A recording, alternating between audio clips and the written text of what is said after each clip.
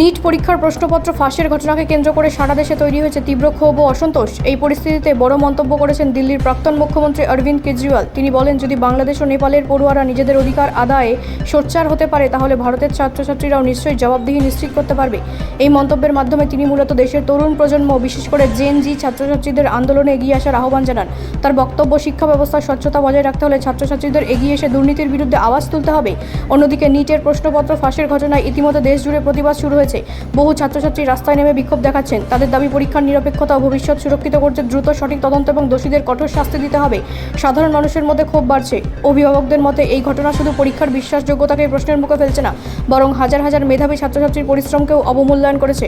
রাজনৈতিক মহলেও শুরু হয়েছে তরজা। বিরোধীরা কেন্দ্রের সমালোচনায় সরব। অন্যদিকে সরকার দাবি করছে তদন্ত চলছে এবং খুব শিগগিরই দোষীদের বিরুদ্ধে কঠোর ব্যবস্থা নেওয়া হবে।